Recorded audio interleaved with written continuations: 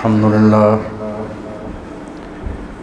لله نحمده ونستعينه ونستغفره ونؤمن به ونتوكل عليه ونعوذ بالله من شرور أنفسنا ومن سيئات أعمالنا من يهده الله فلا مضل له ومن يضلل فلا هادي له وأشهد أن لا إله إلا الله وحده لا شريك له وأشهد أن محمدا عبده ورسوله صلى الله عليه وآله وسلم. أعوذ بالله من الشيطان الرجيم. بسم الله الرحمن الرحيم. ولكل وجهة هو موليها فاستبقوا الخيرات أينما تكونوا يأت بكم الله جميعا إن الله على كل شيء قدير. أما بعد فإن خير الحديث كتاب الله وخير الهدي هدي محمد صلى الله عليه وآله وسلم. شر الأمور محدثاتها وكل محدثة بدعة وكل بدعة ضلالة وكل ضلالة في النار. سورہ بقرہ 148 نمبر آیت. کعبہ شریف کی طرف منہ کرنے کا یعنی قبلہ تبدیل ہونے کا ذکر چل رہا ہے پچھلی کئی آیات سے. تو اللہ پاک نے فرمایا، یہی ذکر آگے بھی چلے گا تھوڑا، کہ ہر قوم کے لیے، ہر شخص کے لیے کوئی نہ کوئی قبلہ ہے جس طرف وہ منہ کرتا ہے. یہودی حضرات جو ہیں ان کے لیے قبلہ ہے بیت المقدس، جس کو ہم بیت المقدس کہتے ہیں، وہ اس کو کہتے ہیں ہیکل. یہ چھوٹی آنکھ والی ہے ہوتی ہے، اس سے لکھا جاتا ہے ہیکل، ٹیمپل. تو فرسٹ ٹیمپل، سیکنڈ ٹیمپل کہ جو آخری دفعہ انہوں نے بیت المقدس بنایا تھا وہ 70 عیسوی میں تیتس رومی ایک جنرل تھا، اس نے حملہ کیا یروشلم پر اور اس نے اس کو مکمل طور پر ختم کر دیا. اب اس کا کوئی نام و نشان نہیں ہے. عثمانی دور میں ایک دیوار جس کے بارے میں خیال ہے کہ وہ دیوار اس ہیکل کی ہے، وہ بچی ہوئی نظر آئی، ملبے میں سے نکلی. اسی کو دیوار گریہ کہتے ہیں. گریہ کہتے ہیں رونے کو. تو یہودی اس کے ساتھ مل کر جا کر روتے ہیں کہ ہمارے مقدس عبادت گاہ کی یہ آخری ایک نشانی ہے، اور وہ دعائیں کرتے ہیں کہ ہمیں موقع ملے کہ ہم اس کو دوبارہ بنا سکیں، ویسا ہی ہیکل، ویسا ہی عبادت گاہ، مسجد جس کو کہہ لیں. تو ان کا بیت المقدس قبلہ ہے. عیسائی حضرات کا مشرق کی طرف قبلہ، جو مشرق کی طرف ہے، ایسٹ سائیڈ ہے، یہ ان کا قبلہ ہے. مسلمانوں کا کعبہ قبلہ ہے. تو جتنی بھی قومیں آسمانی مذہب سے تعلق رکھتی ہیں سب کا کوئی نہ کوئی قبلہ ہوتا ہے. ہندو حضرات کا بت قبلہ ہے، جو بھی بت ان کے سامنے ہو، جس طرف بھی اس کا رخ ہو، ان کا وہ بت قبلہ ہے، اور وہ کہتے ہیں کہ ہم توجہ کی یکسوئی کے لیے اس کی پوجا کرتے ہیں. تو اللہ پاک نے فرمایا ہے کہ ہر شخص کا کوئی نہ کوئی قبلہ ضرور ہوتا ہے. تو ہمیں فرمایا گیا کہ قبلہ تو میں نے آپ کا کعبہ مقرر کر دیا، لیکن تم نیکیوں میں آگے بڑھنے کی کوشش کرو. فکرہ کیا ہے کہ ہر شخص کا کوئی نہ کوئی قبلہ ہوتا ہے جس کی طرف وہ منہ کرتا ہے. تم نیکیوں میں آگے بڑھنے کی کوشش کرو. کیسے؟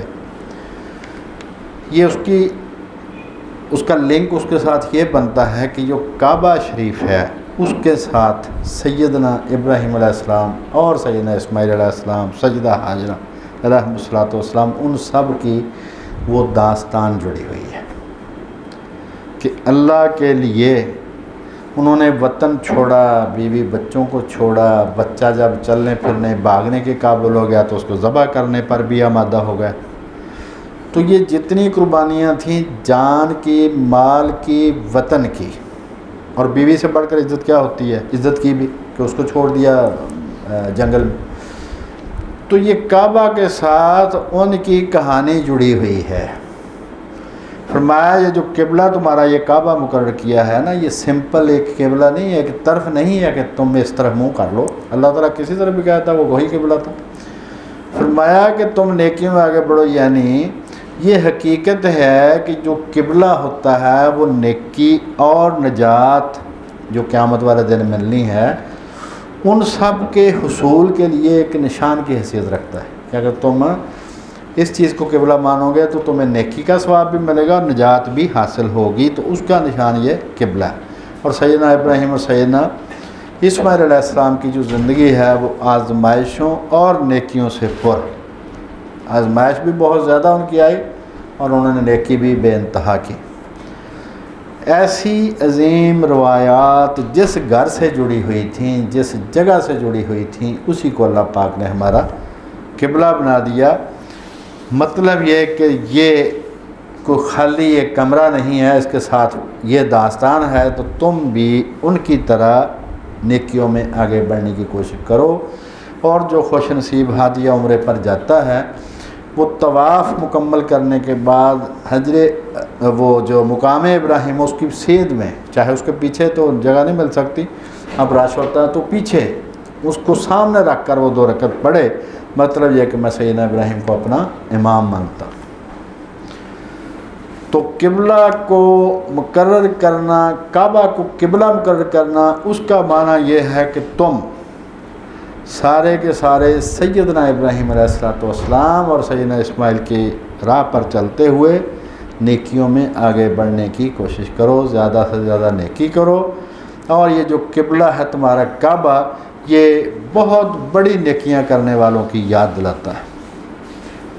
پچھلی دفعہ بھی عرض کیا تھا، ایک دفعہ پھر یادداشت کے لیے کہ بعض لوگ ہم پر اعتراض کرتے ہیں کہ تم کعبہ کو سجدہ کرتے ہو، اس کعبے کی بات کرتے ہو، تو 3 اس میں پہلو ہوتے ہیں سجدے کے۔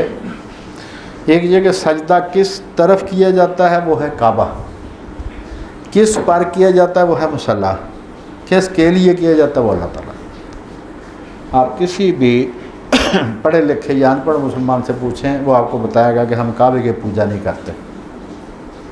تو اللہ تعالیٰ جو ہے اس نے جو یہ سمت مقرر کی ہے، یہ سمپل ایک سمت نہیں بلکہ یہ نیکیوں کی، قربانیوں کی ایک بہت پرانی داستان ہے جو 4500 سال پہلے شروع ہوئی تھی، اور وہ آج تک اس کے ماننے والے وہ پھر آگے بار بار تاکید کیا وَمِنْ حَيْثُ خَرَجْتَ فَوَلِّ وَجْهَكَ شَطْرَ الْمَسْجِدِ الْحَرَامِ، کہ جہاں بھی تم جہاں سے بھی نکلو، کسی بھی طرف سے آپ نکلو تو منہ اسی کی طرف کرنا۔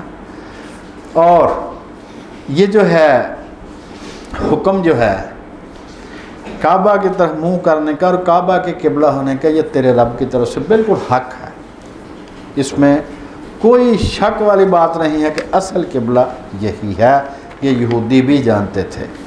تو یہ جو نیکی کی طرف توجہ دلائی گئی ہے، اللہ پاک نے قرآن مجید میں فرمایا، ایک تو یہ قبلہ کے بارے میں 145 آیت میں کہ ہر فرقے کا کوئی نہ کوئی قبلہ ہے، لیکن وہ ایک دوسرے کے قبلے کی طرف منہ نہیں کرتے۔ نیکیوں کے بارے میں سورہ مومنون 102 نمبر 103 نمبر آیت میں فرمایا، اور یہ سادہ سی بات ہے 2 حرفی کلیہ قرآن مجید میں کہ جو نیکیاں لائے گا وہ بخشا جائے گا، جو نیکیاں نہیں لائے گا وہ نہیں بخشا جائے گا۔ تو اس میں فرمایا جن کی نیکیوں کے وزن بھاری ہوں گے وہ ایسے لوگ نجات پائیں گے، فلاح پائیں گے، جن کی نیکیوں کے وزن ہلکے ہوں گے تو یہ وہ لوگ ہوں گے جنہوں نے اپنے آپ کو نقصان میں مبتلا کیا اور آپ کی وہ ہمیشہ دوزخ میں رہیں گے۔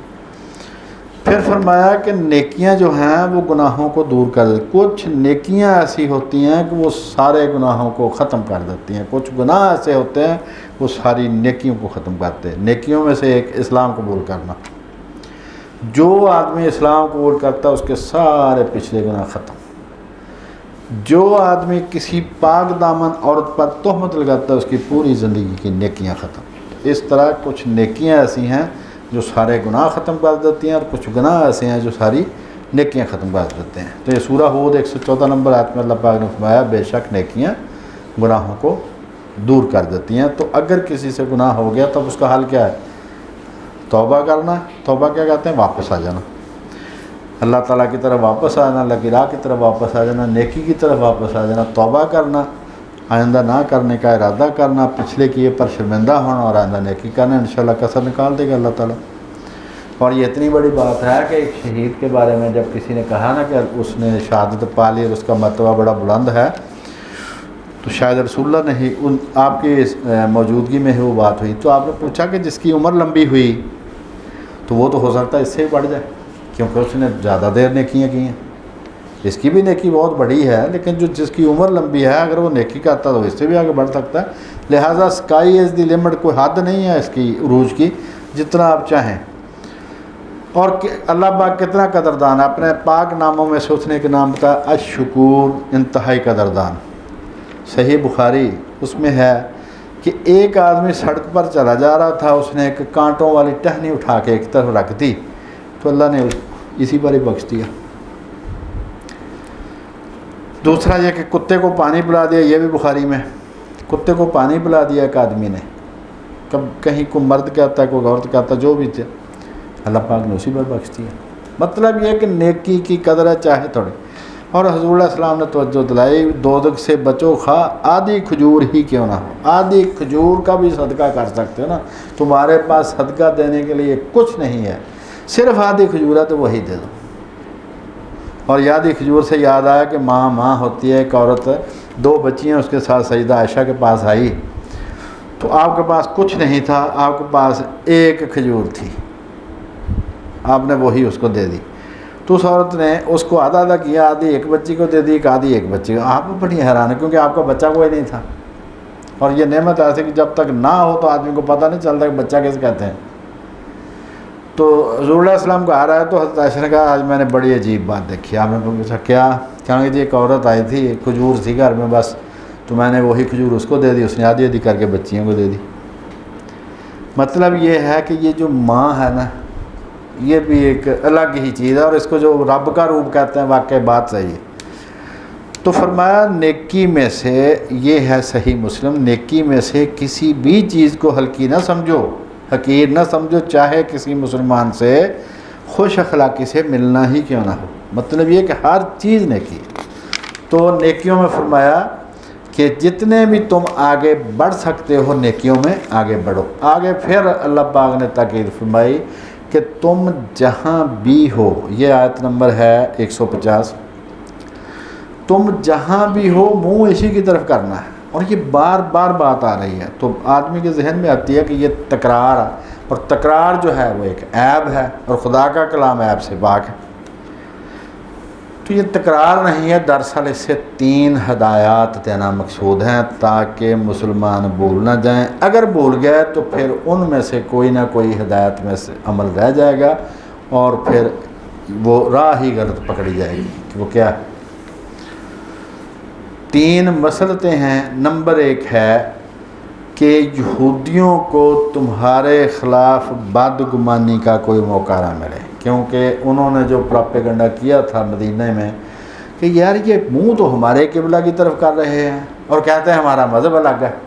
مطلب یہ جو دنیا ہے نا کسی طرف جینے نہیں دیتی، آپ کچھ بھی کریں انہوں نے کوئی نہ کوئی بہانہ نکالنا، یار قبلہ تو ہمارا یہ استعمال کر رہے ہیں اور کہہ رہے ہیں جی ہمارا دین الگ ہے۔ تو ان کا دین کیسے الگ ہو گیا؟ قبلہ تو ہمارا استعمال کر رہے ہیں۔ جب بدل لیا تو پھر کہنے لگے کہ اگر یہ قبلہ پہلے والا صحیح تھا تو اب کیوں بدلا ہے، اگر یہ صحیح تھا تو ادھر کیوں بڑھتا ہے۔ مطلب یہ کہ جب منہ میں زبان ہو تو بکواس کرنے سے کوئی باز نہیں آ سکتا، نہ اس کو کوئی روک ہی سکتا ہے۔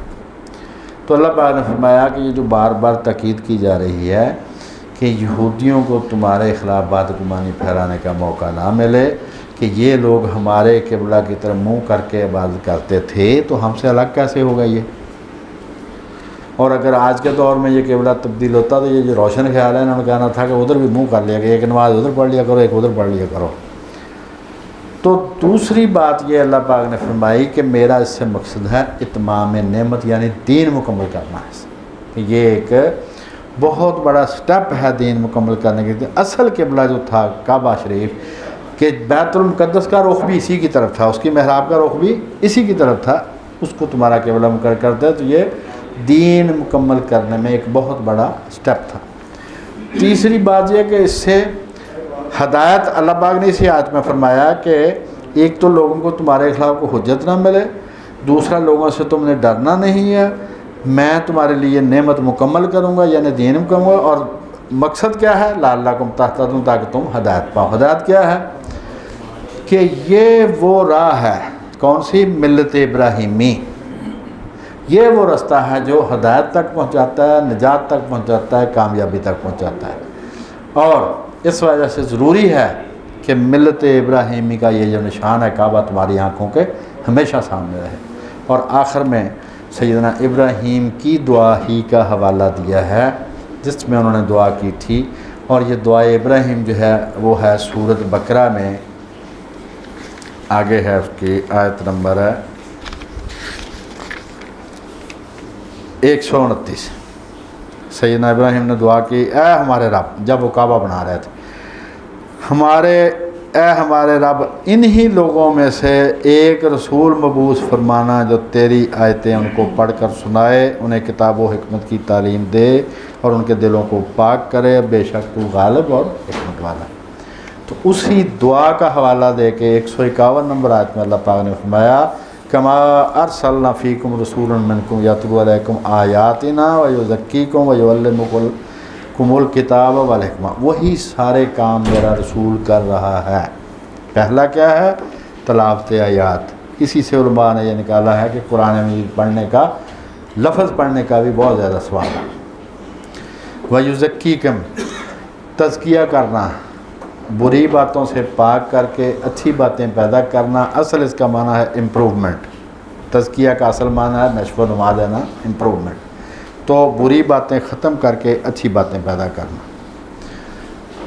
وَيُعَلِّمُكُمُ الْكِتَابَ، اور تمہیں کتاب کی تعلیم تھا۔ کتاب سے مراد ہے قانون، لا، والحکمہ، فلاسفی آف لا، کہ جو حکم دیے گئے ہیں شریعت کے ان کا مقصد کیا ہے، اس کی ایک مثال۔ کتب علیکم الصیام، تم پر روزہ رکھنے کا قانون مقرر کیا گیا۔ کتب علیکم الصیام کما کتب علی الذین من قبلکم، کیوں؟ لعلکم تتقون، تم پر روزہ رکھنے کا قانون مقرر کیا گیا جس طرح کہ پہلے لوگوں پر، پہلی امتوں پر مقرر کیا گیا تھا۔ مقصد کیا ہے؟ تاکہ تم متقی بن جاؤ۔ متقی کس کو کہتے ہیں؟ حضرت عمر نے ایک دفعہ پوچھا کسی بدو سے کہ متقی کس کو کہتے ہیں؟ انہوں نے کہا امیر المومنین، کبھی آپ ایسے راستے سے گزرے ہیں جس کے راستہ بہت تنگ ہو، جس کو پگ ڈنڈی کہتے ہیں، اور دونوں طرف کانٹوں والی جھاڑیاں ہوں، تو کہاں وہاں سے کیسے گزرتے ہیں؟ انہوں نے کہا کہ ایسے کپڑے سمیٹ کے۔ انہوں نے کہا اسی کو تقویٰ کہتے ہیں۔ کہ دنیا میں رہنا ہے، اٹریکشنز بہت زیادہ ہیں، ہر طرف ہیں، بلکہ حدیث میں آتا ہے کہ دونوں طرف سے آوازیں دے رہے ہیں۔ پردہ ہے دونوں طرف، ایک راستہ ہے دونوں طرف اس کے پردہ ہے، اس کے پیچھے سے آوازیں دے رہا ہے کوئی نہیں کہ آ جاؤ آ جاؤ۔ جس نے پردہ اٹھا کے دیکھ لیا وہ گیا۔ اٹریکشن بہت زیادہ ہے، اس سے بچ کے جو چلنا ہے نا، بچ کے چلنا، یہ ہے تقویٰ۔ تو فرمایا کہ یہ جو کعبہ شریف تمہارا قبلہ مقرر کیا گیا ہے، یہ دراصل ان ساری نیکیوں اور آزمائشوں کا نشان ہے جو سیدنا ابراہیم علیہ السلام اور سیدنا اسماعیل علیہ السلام کو پیش آئیں۔ تمہارا قبلہ یہ مقرر اس لیے کیا گیا ہے کہ وہ ساری نیکیاں تم بھی کرو اور ان نیکیوں میں آگے بڑھنے کی کوشش کرو۔ اور یہ جو بار بار تاکید کی جا رہی ہے اس لیے تاکہ کسی کو تمہارے خلاف کوئی بہانہ نہ ملے پراپیگنڈے کا کہ کچھ کا قبلہ یہ ہے، کچھ کا قبلہ یہ۔ ایک ہی قبلہ ہوگا، جہاں بھی تم ہوگے قبلہ کعبہ ہی رہے گا۔ دوسرا، لوگوں سے نہیں ڈرنا کہ یہ بکواس کرنے سے باز نہیں آئیں گے، ان کو کرنے دو، صرف مجھ سے ڈرنا۔ تیسرا، یہ کام میں نے اس لیے کیا کہ تمہارا دین میں نے مکمل کرنا تھا، یہ نعمت میں نے تم پر تمام کرنی تھی، تو لہذا یہ قبلہ تبدیل ہونا بیت المقدس سے اس طرف، یہ بہت بڑا سٹیپ ہے۔ اور پھر رسول میں، تاکہ تم ہدایت پاؤ، تو رسول میں نے کون سا بھیجا؟ جس کے لیے سیدنا ابراہیم نے دعا کی تھی کہ اے اللہ انہی میں سے ایک رسول بھیجنا جو یہ چار کام کرے۔ اب یہ جو کعبہ شریف ہے اس کے بارے میں دوبارہ بات کر دوں کہ جب کوئی خوش نصیب صحن کعبہ میں نماز پڑھے یا اس کے برآمدے جو ہیں ارد گرد، اس کا کعبہ ہے عین کعبہ، اس کا قبلہ ہے بالکل کعبہ، وہاں پر نہیں ایسے ایسے ٹیڑھا کھڑا ہو سکتا، وہ بالکل سیدھا کھڑا ہوگا اس کی طرف۔ اور جو حدود حرم میں نماز پڑھتے ہیں جو 22 کلومیٹر ایک طرف 7 کلومیٹر اس طرح، ان کا کعبہ ہے، ان کا قبلہ ہے جہت کعبہ، وہ جو کعبے کا جو کمپلیکس ہے اس کی طرف انہوں نے منہ کرنا ہے۔ اور جو پوری دنیا سے پڑھتے ہیں، حدود حرم سے باہر پڑھتے ہیں، ان کا قبلہ ہے جہت حرم، وہ جو 22 کلومیٹر ایک طرف 7 کلومیٹر 22 7 29 تقریباً 30 کلومیٹر وہ بنتے ہیں وہ گول دائرہ، وہ 30 کلومیٹر کا دائرہ ہمارا قبلہ ہے۔ تو ہم نے اس طرف منہ کرنا ہے، اس میں 45 ڈگری ادھر ہو جائے 45 ادھر ہو جائے تب بھی ٹھیک ہی ٹھیک ہے، اپنی طرف سے پوری کوشش کرنی ہے۔ تو یہ جو بار بار یہ جو اللہ پاک نے ارشاد فرمایا کہ اس کعبہ کو میں نے تمہارا قبلہ مقرر کیا، تو ہر قسم کے رکھنے بند کیے ہیں اللہ پاک نے، تاکہ کوئی آدمی اس میں بہانہ نہ بنا سکے۔ اور یہ جو تکمیل دین کے سلسلے میں جہاں بھی جتنی بھی یہ فرمائے گئے ہیں قوانین، مثلا یہ وضو سورہ المائدہ 6 نمبر آیت، اس میں بھی فرمایا یہ جو وضو کے احکام ہیں اس سے تمہارا دین مکمل کرنا مقصود ہے۔ تو فرمایا کہ اللہ پاک تم پر کسی قسم کی تنگی نہیں ڈالنا چاہتا کہ یہ وضو کا میں نے کہہ دیا، اصل مقصد کیا ہے کہ تمہارے لیے تمہاری نعمت میں مکمل کر دوں، دین کے فائنل احکام میں دے دوں۔ اور سیدنا عیسیٰ علیہ السلام ان کی رسالت کا بڑا کام، بڑا مشن یہ تھا کہ رسول اللہ کی پیشگوئی کرنی چھوڑنا ہے کہ میں تمہارے لیے ایک رسول کی تمہیں خوشخبری سناتا ہوں جو میرے بعد آئے گا، جس کا نام ہے احمد۔ تو انجیل میں وہ فرماتے ہیں کہ میں تم سے بہت سی باتیں کرنا چاہتا تھا لیکن تم اس کی برداشت نہیں رکھتے، لہذا وہ روح پاک آئے گا تو تمہیں ساری باتیں سمجھائے گا، اور وہ روح پاک رسول کریم علیہ السلام۔ تو قرآن مجید میں بار بار قبلہ مقرر کیا تب بھی اتمام نعمت، وضو کے حکام آ گئے تب بھی اتمام نعمت، حلال و حرام کے حکام آ گئے تب بھی اتمام نعمت، مطلب بار بار فرمایا کہ یہ جو بار بار احکام ہم دے رہے ہیں یہ فائنل احکام ہیں، اور اس سے ہمارا مقصد دین کو مکمل کرنا ہے۔ اور پھر یہ سورہ المائدہ 3 آیت میں اللہ پاک نے فرمایا الیوم اکملت لکم دینکم واتممت علیکم نعمتی ورضیت لکم الاسلام دینا۔ اب دین اسلام فائنل اللہ پاک نے پسند کر لیا، اب اس کے علاوہ سورہ آل عمران میں آئے گا اس کے علاوہ اب کوئی کسی سے دین قبول نہیں کیا جائے گا، چاہے وہ جتنے مرضی بہانے میں۔ تو یہ جو بار بار آتا ہے کہ سورہ البقرہ 185 میں کہ اللہ نے جو تم کو ہدایت دی ہے تم اس پر اللہ کی بڑائی بیان کرو، یعنی تکبیریں بیان کرو، جیسے حج میں بیان کرتے ہیں، یہ اسی سلسلہ میں بیان ہے، تاکہ تم اللہ کا شکر ادا کر سکو۔ اللہ کی بڑائی کس لیے بیان کرنی ہے؟ تاکہ تم شکر ادا کر سکو۔ اور دوسری سورج میں فرمایا کہ انا ہدیناہ السبیل اما شاکرا و اما کفورا، ہر انسان کو اللہ پاک نے اچھے برے راستے کی تمیز دے دی، اب اس کی مرضی ہے وہ شکر کرنے والا بنے، اس کی مرضی ہے وہ کفر کرنے والا بنے۔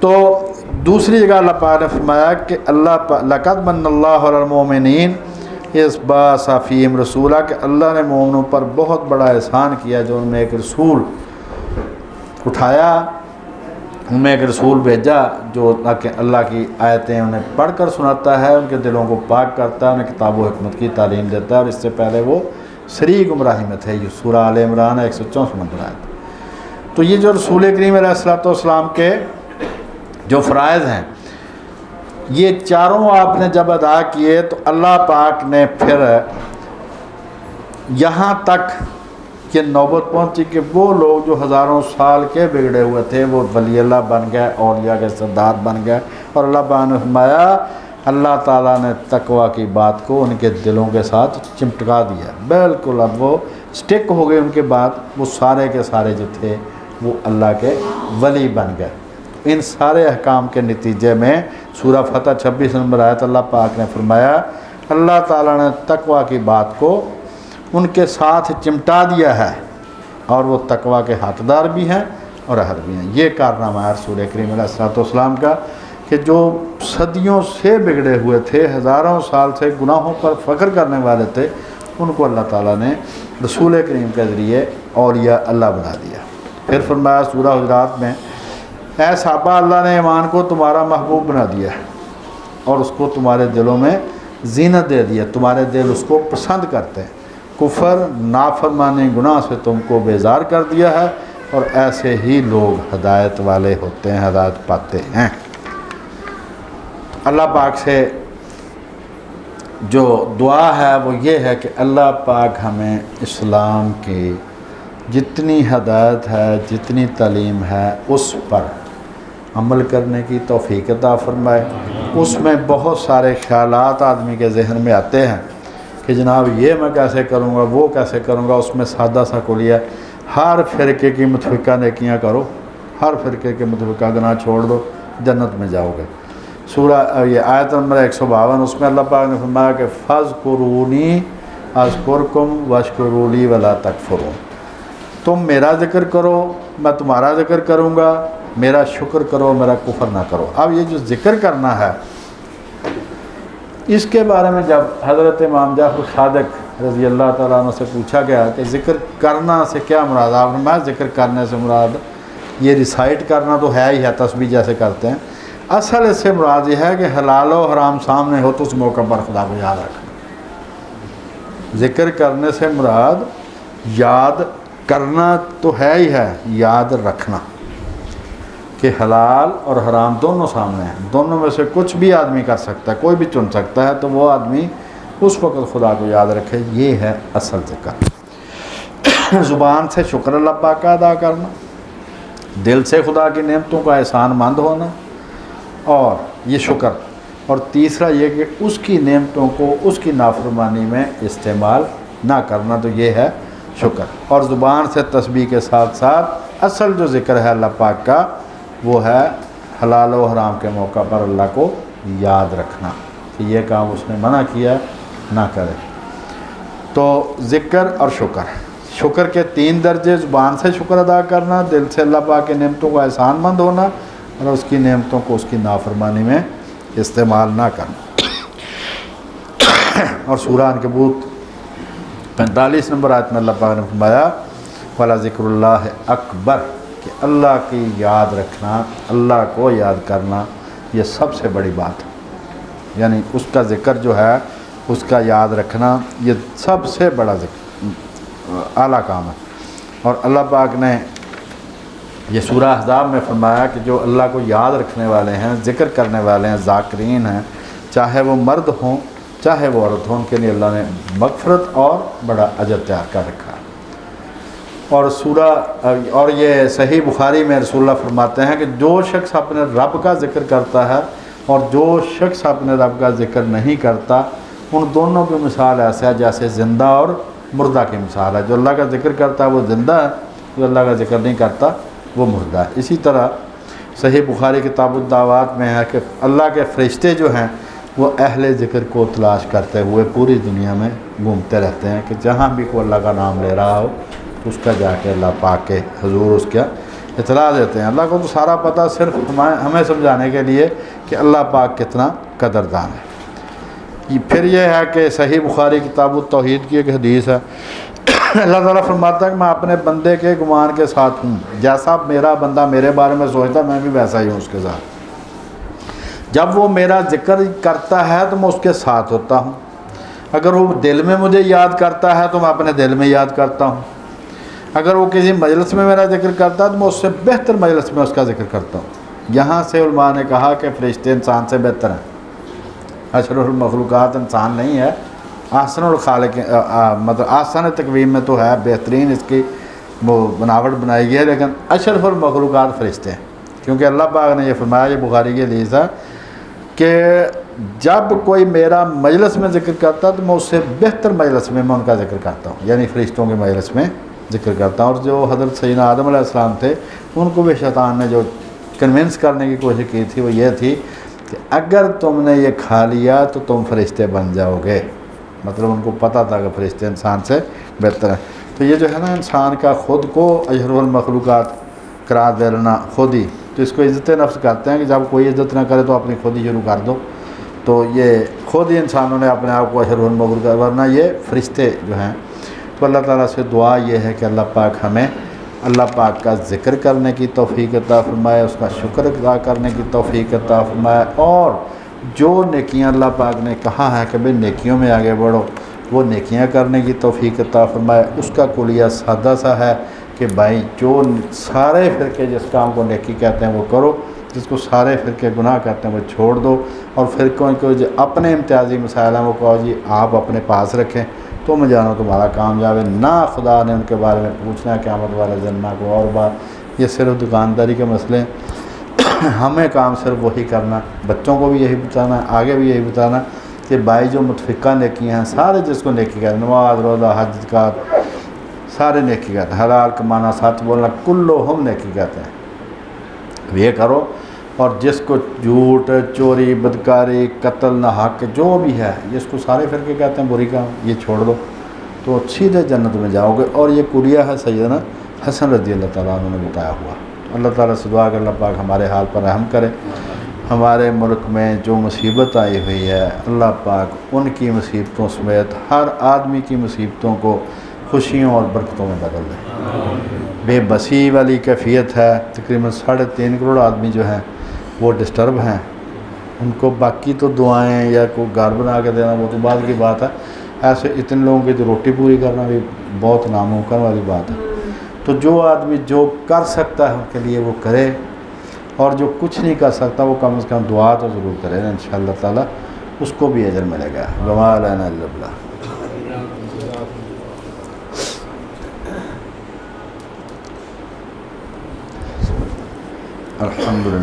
الحمدللہ رب العالمین الرحمن الرحیم اللہم صلی علی محمد وعلی آل محمد کما صلیت علی ابراہیم وعلی آل ابراہیم انک حمید مجید اللہم بارک علی محمد وعلی آل محمد کما بارکت علی ابراہیم وعلی آل ابراہیم انک حمید مجید لا الہ الا انت سبحانک انی کنت من الظالمین۔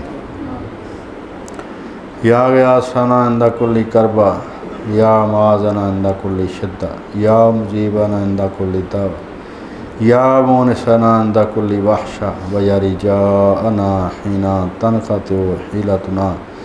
صلی وسلم وبارک دائما علی سیدنا محمد المصطفیٰ وعلی آلہ وصحبہ والحمدللہ والآخرہ۔